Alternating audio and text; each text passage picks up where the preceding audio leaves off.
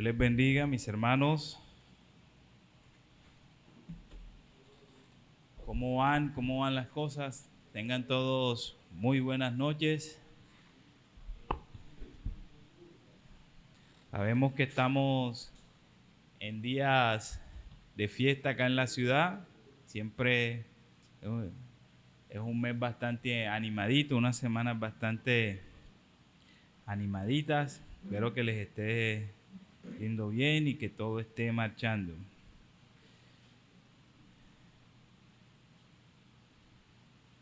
Vamos a ver si esto acá se ejecuta.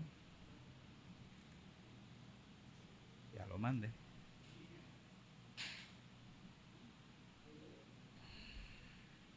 Vamos a ver otra vez. Parece que conectando. Permítame ahí un momento. Mientras va a tocar apagarlo y prenderlo, sí.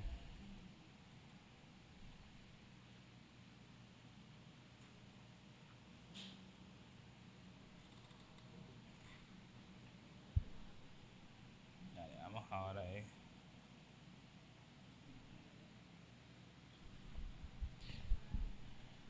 Dice conectando hasta ahí. Y ahí se queda. Pero bueno. Mientras eso va conectando ahí, creo que podemos ir repasando lo que hemos visto hasta el momento.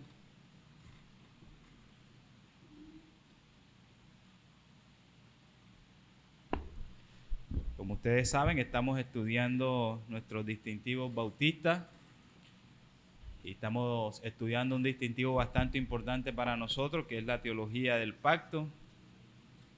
Y bueno, hasta el día de hoy hemos avanzado, hemos visto la definición de qué es un pacto, hemos visto también el pacto de obra. Estamos en la parte en que estamos hablando de los pactos generales.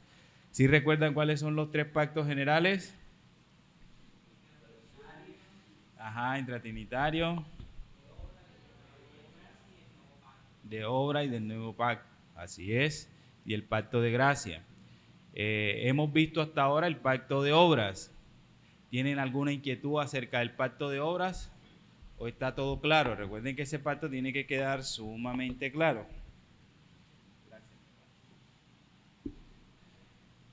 ¿Qué recuerdan del pacto de obras? A ver. Ajá. Ajá.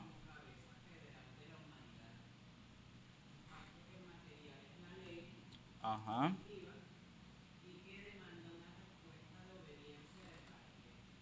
Ok, así es.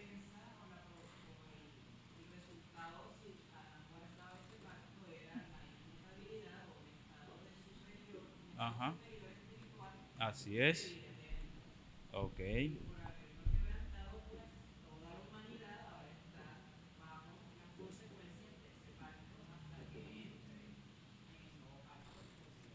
Ok, qué buen resumen. ¿Y qué es una ley positiva? Una ley añadida. Ay, Ares es el único que responde. Una ley moral. ¿Cuál es la diferencia entre una ley moral y una ley positiva?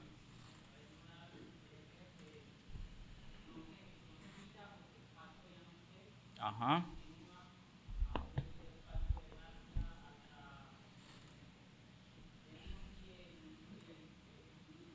La ley positiva. Uh-huh. Exacto, así es. También estuvimos hablando de el libre albedrío. ¿Se acuerdan? ¿Qué es el libre albedrío? Si ustedes van caminando por ahí y le preguntan, ¿qué es el libre albedrío? ¿Qué responderían ustedes?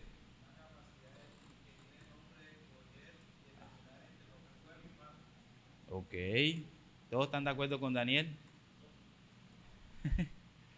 Es la capacidad que tiene el hombre para escoger entre lo bueno y entre lo malo, dice Daniel. ¿Todos están de acuerdo con esa definición? ¿Ah? Ajá. Ok. Michael dice que solamente es de escoger, no entre lo bueno y lo malo. ¿Por qué, Michael?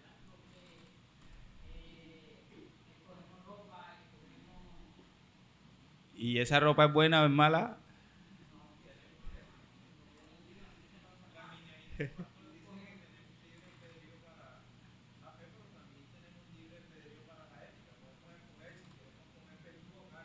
Ajá. Pregunta, Michael, ¿tú escogerías tomarte un veneno? ¿Por qué? Entonces sí puedes escoger entre lo malo.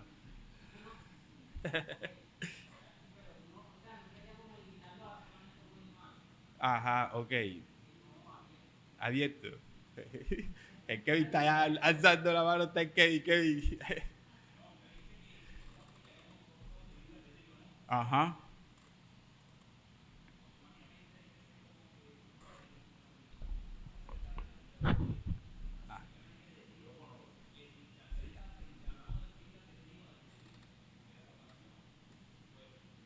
Colabórenme con el micrófono ahí, por favor. ¿No está por ahí? Ahí para que los que están en redes te escuchen y te conozcan la voz, mi hermano. Será. Ok, Ajá. ¿me escucha? Si hablamos acerca del libre albedrío, si nos preguntan acerca de pues, qué es el libre albedrío, primeramente hay que decir, por ejemplo, si ellos dicen, o la persona con que yo voy a hablar, tiene la capacidad de escoger sobre el bien y el mal, Ajá. automáticamente no hay libre albedrío. Porque decirte que yo voy para San José de los Campanas ahora, yo puedo ir. Pero hablando acerca de la salvación, hay que hablar en claro que no tenemos libre albedrío. Ajá. Sí, en un principio sí habría libre albedrío hablando de Adán. Porque Ajá. él tenía su conocimiento y podía escoger, no había pecado en él. Dios lo hizo perfecto y en gran manera. Ajá. Entonces, hablando acerca del libre albedrío, Adán en principio sí, pero nosotros no, las personas no creyentes no tienen libre albedrío. Si para ellos decir libre albedrío es Ajá. escoger una silla, una moneda o qué sé yo, sí, claro, si ese es su libre albedrío, pueden escogerlo. Entonces, sí es libre albedrío para escoger cosas. Para coger cosas, pero hablando de salvación en sí, no. Ok. Jonathan, explica qué es libre albedrío.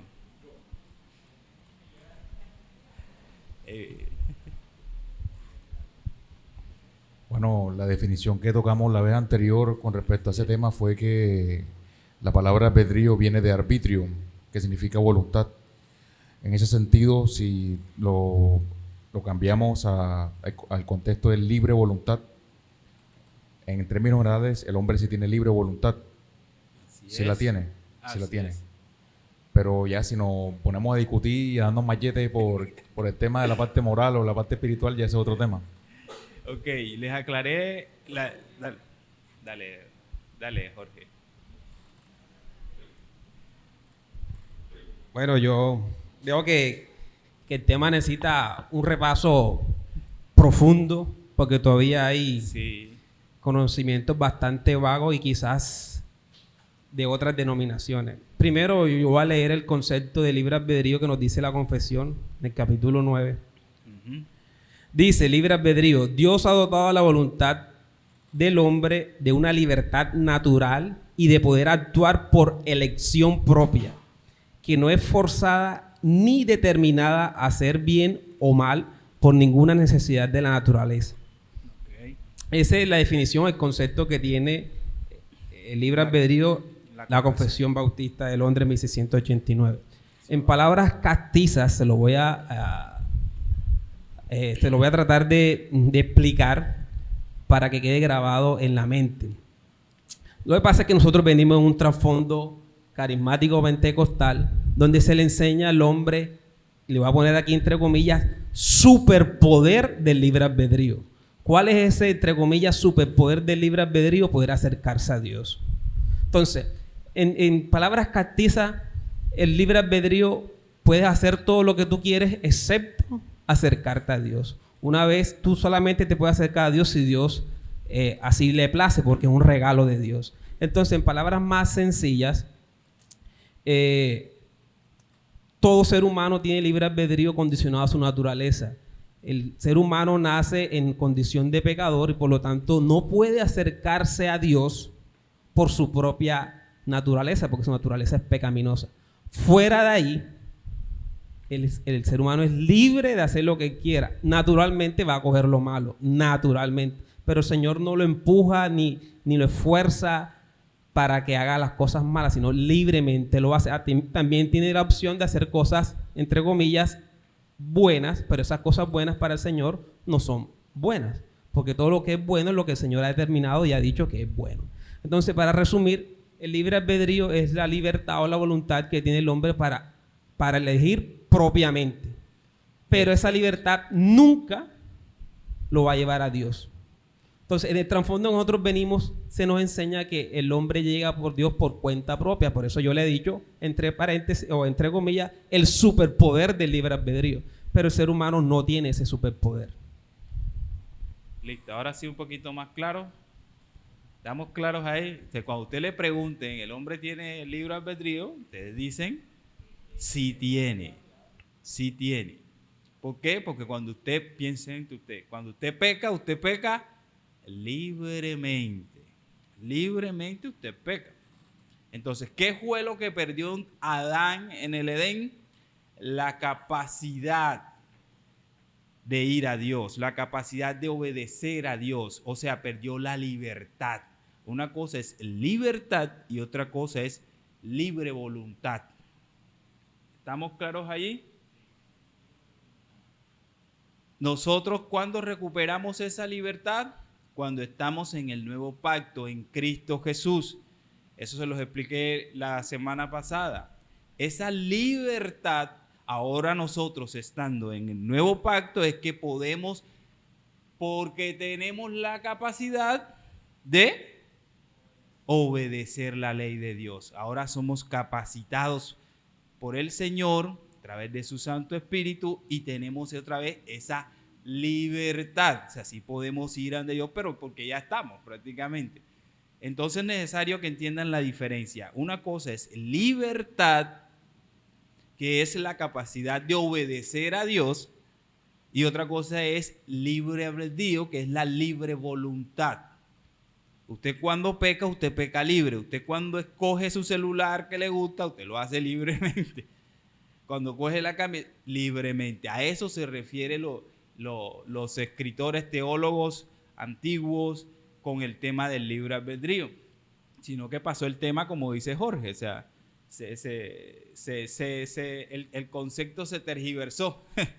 Pero de igual manera también está bien que usted diga, bueno, el hombre no tiene libre albedrío porque no puede ir a Dios. O sea, porque en cierta forma no tiene esa limitante. Así que por ese lado también está bien. O sea, no está tan mal, pero lo correcto, porque cuando hablamos en teología los términos tienen que ser precisos. Tienen que ser precisos. Entonces, ahora bien, a partir de hoy vamos a centrarnos en el pacto de redención, el tercer macropacto. Bueno, vamos a ver a partir de hoy el pacto de redención. Y les mencionaba antes que una forma de organizar los pactos cronológicamente, ¿cuál era la forma? ¿Cuál era el orden? El pacto eterno de redención y después el pacto de obras y después el pacto de gracia. Eso es como por así verlo, como por decirlo cronológicamente, porque la verdad es que cómo vamos a nosotros a meter la eternidad en el tiempo, porque no, la eternidad no tiene tiempo, pero sí es bueno para que nosotros pudiéramos tener así un orden lógico para la hora de ir a las escrituras, tener más o menos esa idea. ¿Cuál idea? De que cuando usted se enfrente con el pacto de obras, usted no le sorprenda el hecho de que Adán peque, ni tampoco le sorprenda el hecho de que Dios va a dar un pacto de gracia. ¿Estamos claros allí? No le debe sorprender. ¿Por qué? Porque usted sabe que existe un primer pacto que fue hecho en la eternidad cuando nada existía, que se conoce como el pacto de redención o intratrinitario. Por eso les decía que eso es una forma tentativa de hacerlo, una forma cronológica. La forma que estamos viendo nosotros es la forma teológica. ¿Cuál es la forma teológica? Primero empezamos con lo que encontramos primero en la Biblia. ¿Qué encontramos primero en la Biblia? El pacto de obras. El pacto de obras, el pacto que Dios hizo con Adán. Entonces, cuando usted lea el pacto que Dios hizo con Adán y ve que Adán peca, usted dice, caramba, pero entonces, ¿qué pasó aquí? ¿Cómo es que Dios, entonces vienen ese tipo de preguntas, ¿cómo es que Dios permitió que la serpiente entrara en el Edén? ¿Cómo es que Dios permite que el mal? Y entonces vienen todas esas preguntas, pero esas preguntas tienen respuestas en el pacto eterno de redención. Si usted se enfoca solamente teológicamente en el pacto de obras, ¿cierto? Y no tiene en cuenta que hay un primer pacto, que es el pacto de redención, entonces usted va a quedar con un montón de preguntas. ¿Y por qué Dios permitió? ¿Y por qué Dios dejó? ¿Y por qué Bueno, ¿por qué Dios permitió y por qué Dios dejó? Porque hay un pacto. Todo eso hace parte de un pacto. Entonces, el pacto de obra que vimos no es un pacto casual. No fue algo que ocurrió ahí. Ay, Adán la embarró, entonces ahora Dios viene. Ay, ¿cómo hago? ¿Cómo hago? La embarró Adán. ¿Cómo soluciono el problema? Ah, ya, entonces viene Cristo y le dice, bueno, Padre, hagamos un pacto. Y entonces, porque Adán pecó, entonces es que Dios viene y saca el pacto de redención. No, no es así. Por eso les decía que tienen que tener primero en cuenta el orden cronológico.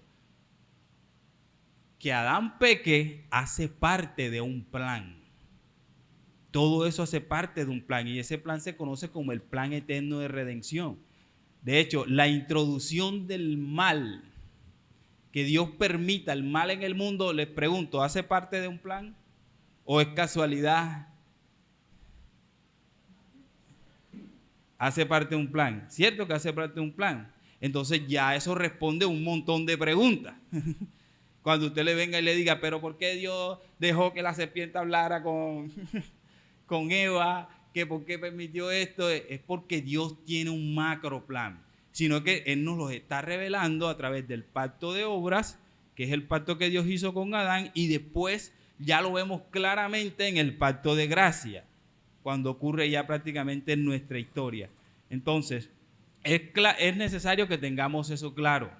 Este es el plan que vamos a ver hoy, el plan de redención. Ese plan no nos gusta mucho.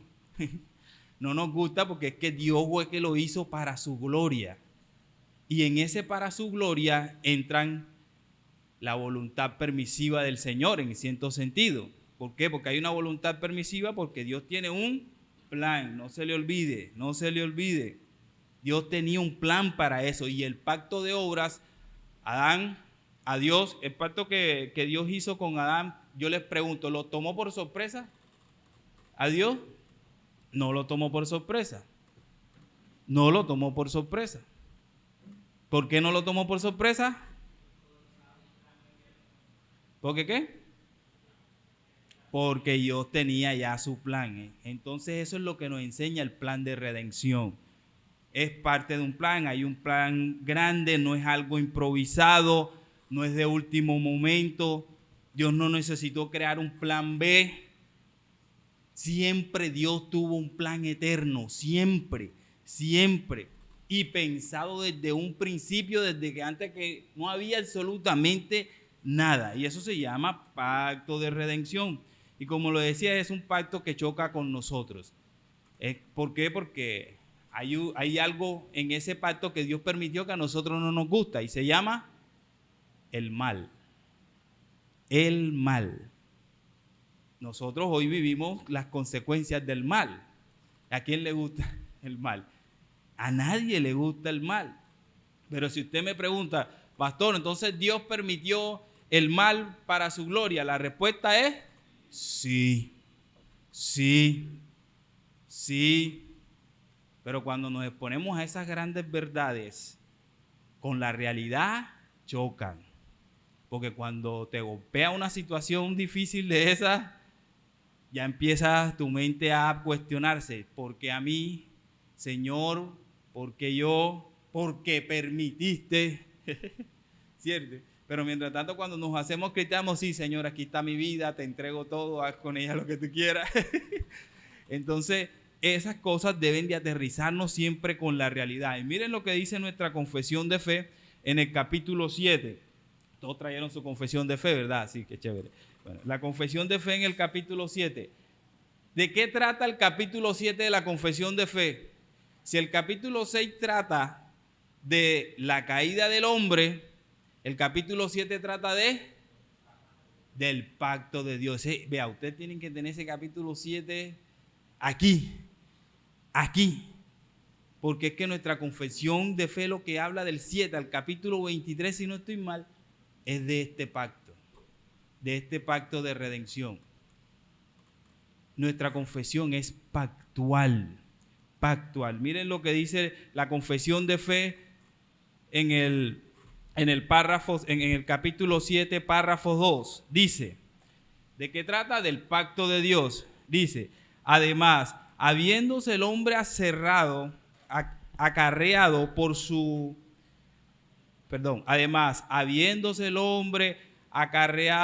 su caída la maldición de la ley, eso es pacto de obras, agradó al Señor hacer un pacto de gracia, en el cual gratuitamente ofrece a los pecadores, ¿qué cosa? Vida y salvación por medio de Jesucristo, requiriendo de ellos, ¿qué cosa? Fe. O sea que el pacto es de gracia, porque hay una promesa. Fe en Él para que sean salvos y prometiendo dar a todos los que están ordenados para vida su Espíritu Santo, para hacerlos dispuestos y capaces de creer. ¿Ven? Para hacerlos dispuestos y ¿qué más? Y capaces de creer. O sea, usted ahora en el nuevo pacto, esa libertad sí la tiene, porque tiene esa capacidad de creer, esa disposición que el Señor le ha colocado. Entonces, lo que la confesión de fe nos explica aquí prácticamente es que el hombre cayó bajo una maldición de la ley, del pacto de obras.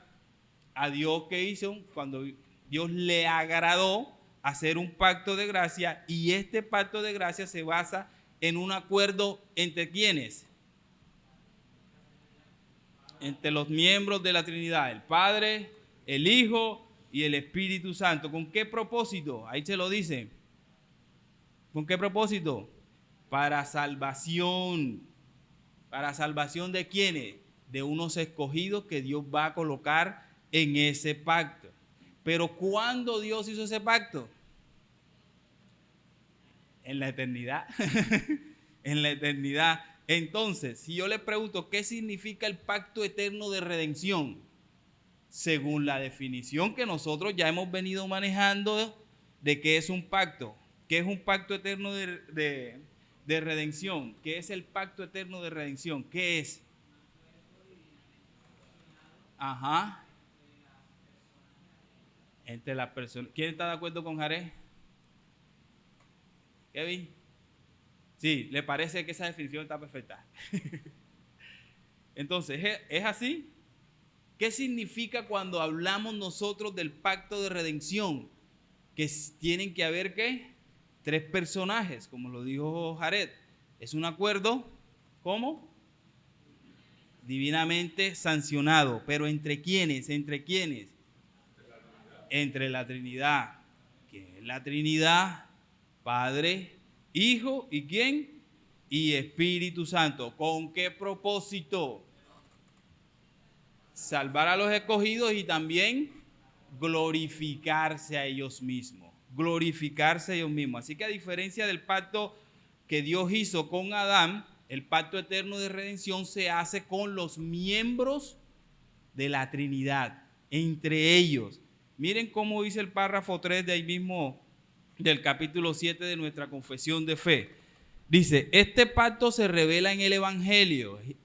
Este pedacito es importante porque aquí es donde tenemos la diferencia con los presbiterianos. Este pacto se revela en el Evangelio. En primer lugar, Adán, en la promesa de salvación a través de la simiente de la mujer. Ojo, dice se revela, no dice se instaura. Dice se revela, apenas se muestra. Y luego, mediante pasos adicionales hasta completarse su plena revelación en el Nuevo Testamento. Esos pasos adicionales son los pactos específicos. El pacto con Noé, el pacto con Abraham, el pacto. ¿Qué fue soltando Dios ahí?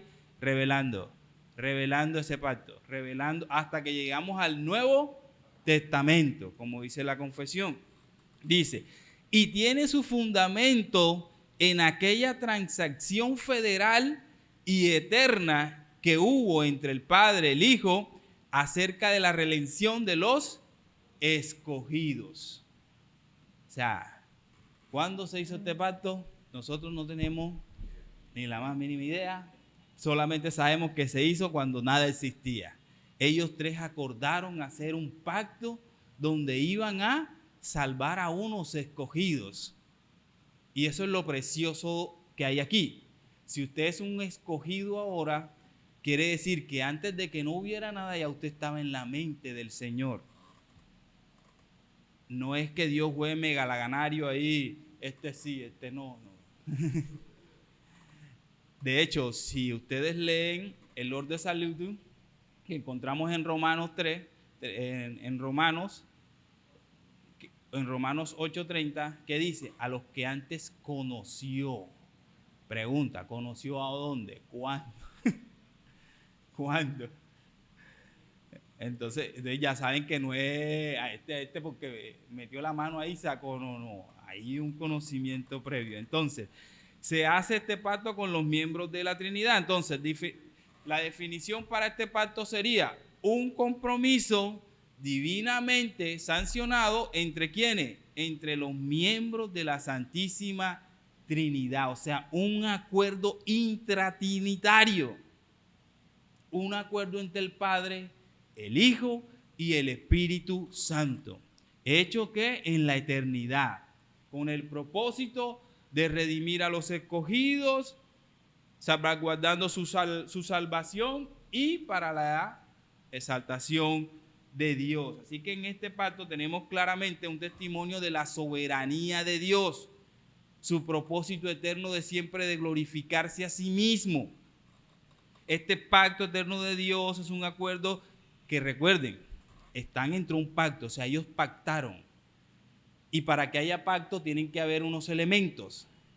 Y uno de los elementos que no nos gusta del pacto es sanción. O sea, piense un momento. El Hijo, el Padre, el Hijo y el Espíritu Santo hicieron un acuerdo y se colocaron bajo sanción si no cumplían. Para salvarlo a usted. A usted. Como si fuera una autosanción. Así que ven, es importante notar que cada pacto debe tener una sanción. ¿Para qué sirven las sanciones en el pacto? Para garantizar el cumplimiento y las consecuencias si no se cumple. Así que un puntico ahí, cuando usted vaya a hacer un pacto, siempre trate de hacer sanciones. Siempre trate de colocar sanciones. Cada vez que usted haga acuerdo, allá está la hermana y que ahora para adelante vamos a hacer. Si no cumple, esta es la sanción. Entonces ahí usted va captando. Entonces, en ese orden de ideas, dígalo. Micrófono. No, bueno, pero ajá. Hay gente viendo en las redes y todo eso.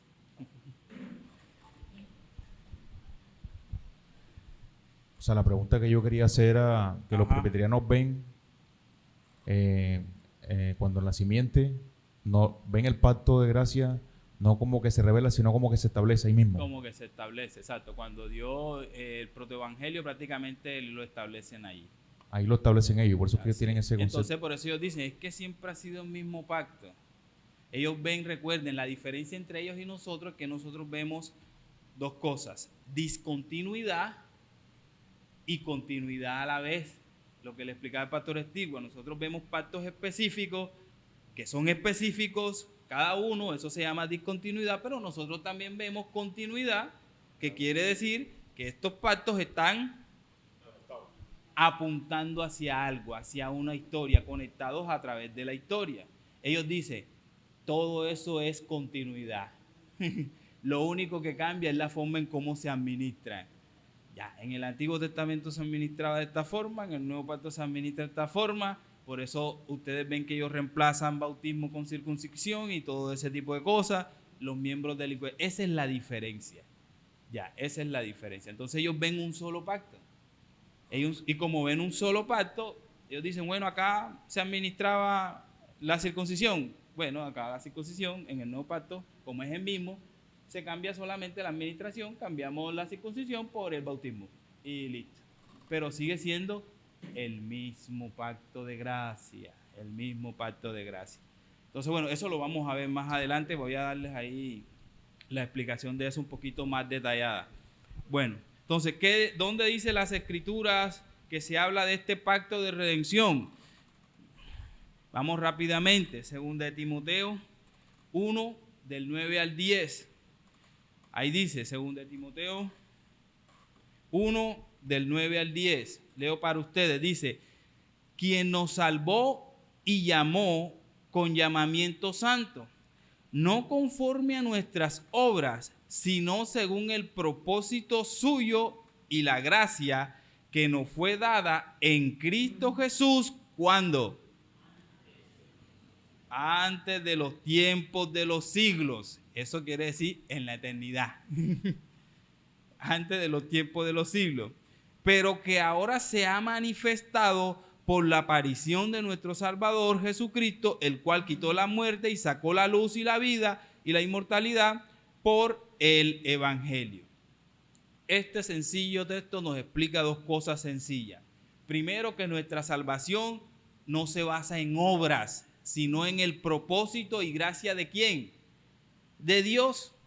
Entonces esto significa que el plan de redención fue diseñado por Dios antes de la creación. Por eso nunca depende, para entrar en el nuevo pacto va a depender de una respuesta humana. No puede, porque ya eso está diseñado. Nosotros lo que hacemos es vivirlo en la historia prácticamente. Entonces no va a depender de que si X o Y persona acepta o no acepta, del comportamiento de la persona. No depende. No depende de la persona.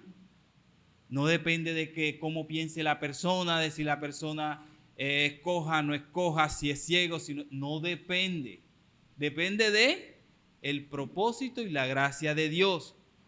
Y lo segundo, que dice que esta gracia fue dada en Cristo Jesús antes del tiempo de los siglos. Entonces nuestra redención ya estaba determinada en la eternidad. Nosotros lo que estamos viendo en nuestra vida para Dios es como cuando uno ve un partido indiferido ahí, que ya uno sabe qué es lo que va a pasar y todo eso. Pero ya estaba.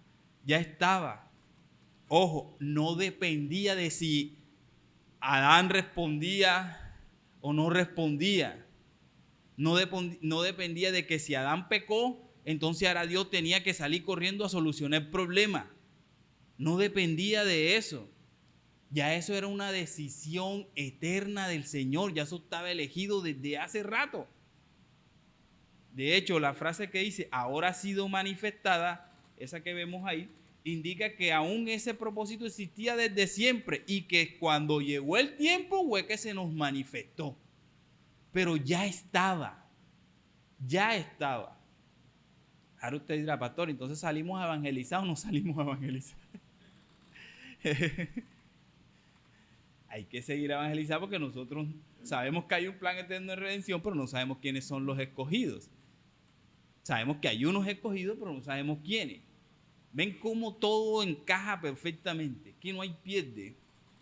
No hay pierde. ¿Cómo vas a perder tú una salvación que ya fue hecha cuando ni siquiera existía?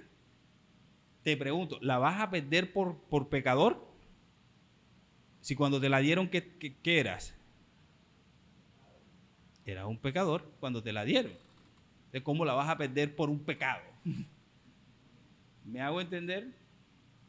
Por eso no se pierde la salvación, porque descansa siempre en el plan eterno de Dios. Y tenemos más evidencias bíblicas, vamos a verlas ahí para ir avanzando. Tito 1, del 1 al 2, versos que también ustedes conocen. Dice: Pablo, siervo de Dios y apóstol de Jesucristo, conforme a la fe de los escogidos de Dios y en el conocimiento de la verdad, que según la piedad, en la esperanza de la vida eterna, la cual Dios, que no miente, prometió antes de ¿cuándo? Del principio de los siglos. Ahí está otra vez la misma frase. Y miren cómo Pablo dijo, claro, Dios que no miente. O sea, quiere decir que ese pacto es firme y es seguro para nosotros. Seguro para nosotros. De hecho, tanto es así que si Dios no cumple, ¿sobre quién recae la sanción? Sobre Él. Imagina, estamos más de chévere, más de chévere ahí. O sea, quiere decir que eso se va a cumplir, sí o sí se va a cumplir, porque Dios no miente. Pero eso es lo que quiero que entiendan. Esto es una realidad que ya existía. Es una realidad que ya existía. ¿Ya todo estaba planeado? Sí. Ya todo estaba planeado. Sí, sí. ¿Duele? Sí. Sí. Cada situación que pasa en tu vida ya estaba escrita. Sí. Sí. Recuerden que el pacto de redención no fue una reacción al pecado. No se les olvide eso. Es que Adán ahora la embarró y ahí ¿cómo hago? Mira, el Cristo que metió la pata allá, ¿cómo hago? No. Ya el plan estaba antes. Por eso es que cuando Adán peca, Dios no lo toma por sorpresa, sino que eso estaba incluido en el plan grande, eterno de redención. ¿Te gusta? No te gusta la idea. Pero esa es la realidad. ¿A quién le gustó que Adán pecara? Porque es que estamos como estamos. Y aún esa realidad, te pregunto, ¿te queda bien? A nosotros decimos, no, si el Señor hubiera metido la mano ahí, se hubiera inventado otra cosa. Y entonces la Biblia te dice que la voluntad de Dios es buena, agradable y perfecta. Entonces ya ahora entienden por qué todo lo que le ocurre al creyente, todo es ¿para qué? Para bien. Para bien. Es difícil de aceptar, ¿cierto? Y sobre todo cuando pierdes un ser querido, que ves esa realidad ahí enfrente, es difícil. Es difícil. Cuando las cosas no salen bien, es difícil entender que Dios tenía su plan A desde hace rato y que no es que voy a inventar un plan B ahí para componer la cosa o como piensan las dispensaciones. No. El plan A no era que Adán viviera sin pecado y extendiera el reino. No, mi hermano. No, esa no era la realidad. La caída de Adán estaba en el plan con un propósito bueno. Eso duele entenderlo. Con un propósito bueno. ¿Te guste o no será el propósito bueno? Un texto bíblico que todos conocen que habla claro del pacto eterno de redención, Hebreos capítulo 13, del 20 al 21, dice: y el Dios de paz que resucitó de los muertos a nuestro Señor Jesucristo, el gran pastor de las ovejas, por la sangre del pacto ¿qué? Pero miren, voy a leérselos de nuevo. Y el Dios de paz que resucitó de los muertos a nuestro Señor Jesucristo, el gran pastor de las ovejas, por la sangre del pacto eterno.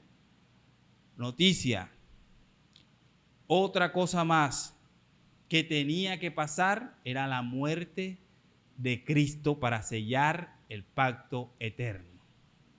O sea, era necesario. Kevin.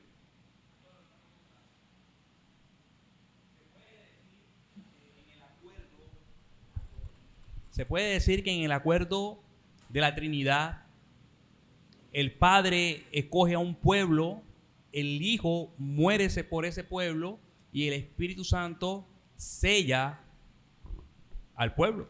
Sí, lo vamos a ver ahora que veamos los compromisos. Esto apenas estamos en la definición del pacto, pero ahora que veamos... Disculpe. Tranquilo. Ahora que veamos, el miércoles que viene vamos a ver el compromiso del Padre, después el otro miércoles el compromiso del Hijo y después el compromiso del Espíritu Santo, porque recuerden que es un trato que hicieron ellos. Fue un trato que hicieron ellos. Entonces, y como tiene una sanción, quiere decir que cada quien tenía unos compromisos que cumplir. Y vamos a ver eso. Incluso uno de los compromisos que tenía el Hijo era morir. Era ese. Ese era uno de los compromisos de él. O sea que para el Hijo, el pacto de redención era un pacto de obras. Era un pacto de obras. Tenía que cumplir. Y cumplió. Y hay muchos textos bíblicos más, pero bueno, este de Hebreos que dice claramente: el pacto eterno os haga apto en toda buena obra para que hagáis su voluntad. Otra vez, la capacidad, la libertad, aquí la ven clarísima, haciendo Él en vosotros lo que es agradable delante de Él por Jesucristo, al cual sea toda la gloria por los siglos de los siglos. Amén. Entonces, ahí vemos claramente que el autor de Hebreos afirma que hay un pacto eterno y lo dice clarito, pacto eterno. Y tenemos la expresión os haga apto en toda buena obra. Esto señala que a través del creyente, el creyente está, a través de este pacto, el creyente viene siendo ¿qué? Capacitado. La capacidad que perdió Adán, ahí está en el cuarto, ahí está claramente. Entonces, en resumen, el pacto eterno de Dios, en el que Jesús derrama su sangre, tiene que un propósito. ¿Cuál es ese propósito? ¿Cómo? ¿Cómo? Salvar a los escogidos y glorificarse a sí mismo. Y faltan muchos textos más, pero ya por cuestión de tiempo los vamos a ver el miércoles que viene. Como les digo, ahí vamos a estar viendo también los compromisos de cada uno. De cada uno. Así. Ajá. El pacto de obras. Ajá.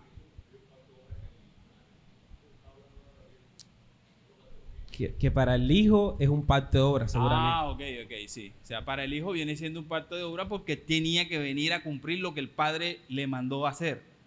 O sea, el Padre le dio una ley y él tenía que responder a esa ley ¿con qué? Con obediencia. Entonces, para el Hijo era un pacto de obras. Exacto, por ahí va la cosa. Por eso es que Cristo es el segundo Adán, como lo dice Romanos capítulo 5. Porque él tenía que venir a cumplir. Pero mírense, para que entiendan. ¿Fue malo que mataran a Cristo?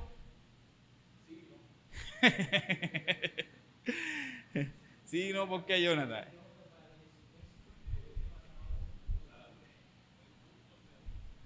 Ajá. Ajá. Pero claro que sí. Pero fíjense que aún la muerte de Cristo estaba planeada. Por eso es que Cristo vino a morir. Él estaba claro. Porque ya ese era algo que estaba hablado, como si uno dijera acá en el mundo. Bueno, vamos a dejar hasta ahí, porque tampoco quiero saturarlos de mucha información. Vamos a ir poco a poco. Ahí vamos a ir suave, aclarando los conceptos. Permíteme hacer Dale. una precisión muy corta. Dale. Al inicio el pastor estaba hablando de que Dios permitió el mal. La precisión es, eso no quiere decir que Dios es autor del mal. Para que no se vayan en su mente de que Dios creó el mal. No. El creador del mal es Satanás. Satanás introdujo el mal en la creación. Así es. Adán lo que hizo fue hacerle caso a Satanás. ¿Ok? El autor del mal no es Dios, es Satanás. Dios permitió el mal para su gloria. ¿Se entiende? Esa es la precisión. ¿Estamos claros ahí? Sí. Gracias, okay, mi hermano, por esa aclaracióncita ahí importantísima. Bueno, vamos a orar. concluimos hoy, nos pasamos un poquito, pero ahí vamos. Bendito sea Dios eterno, Padre amado. Gracias, Señor, porque nos permites gozarnos estudiando tu preciosa palabra. Y gracias, Señor, por revelarnos ese hermoso plan, Señor, porque todo lo que tú haces es bueno, perfecto y agradable para con nosotros. Gracias por tenernos presente.